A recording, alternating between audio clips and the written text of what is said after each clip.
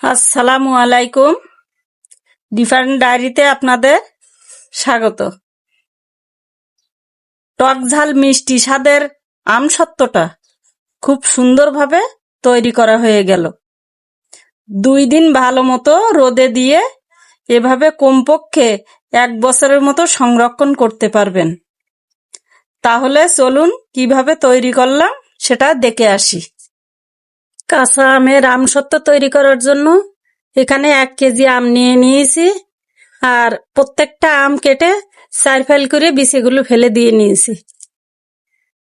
নিয়ে নিলাম 1 বাটি চিনি, শুকনা মরিচ ভেজে গুঁড়ো করে নেওয়া, তারপরে বিট লবণ আর সাদা লবণ।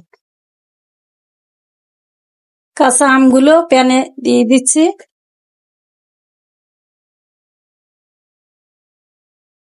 আর সাথে দিয়ে দিচ্ছি 1 কাপ পানি।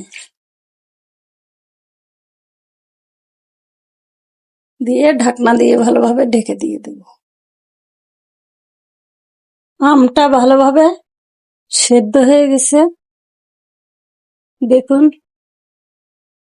একদম গলে গেছে। এখন এইভাবে চেপে চেপে গালিয়ে দেব।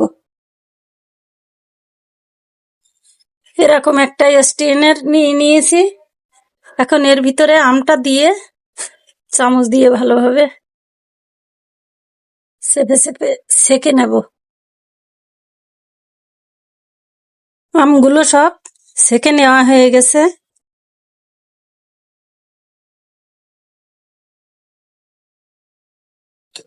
এখন কড়াইতে এগুলো দিয়ে দেব।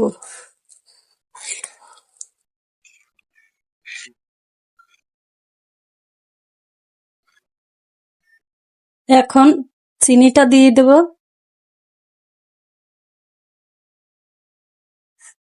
আর দিয়ে দিচ্ছি বিট লবণ ও সাদা লবণটা, শুকনা ঝালের গুঁড়া দিয়ে ভালোভাবে জাল করে নেব। চিনি দিয়ে অনেকখানি রস বাইর হবে, রসটাকে পুরো মেরে নিতে হবে, নেড়ে নেড়ে শুকাইয়ে ফেলতে হবে।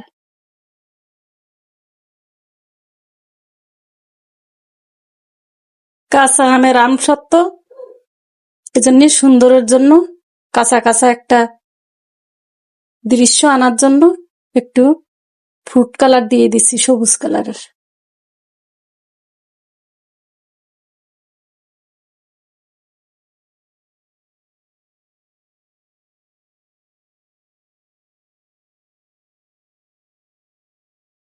দেখতে সুন্দর হবে। আমটা জাল করা হয়ে গেছে, এখন নামিয়ে ফেলবো চুলা থেকে। পাতলা করে মেলে দিলাম। এখন ফ্যানের বাতাস কিংবা রোদে শুকিয়ে যাবে, 1 থেকে 2 দিন সময় লাগবে।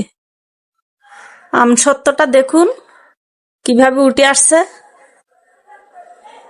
সুন্দরভাবে শুকাইছে, হাতেও লাগছে না, খুব সুন্দরভাবে শুকিয়ে গেছে।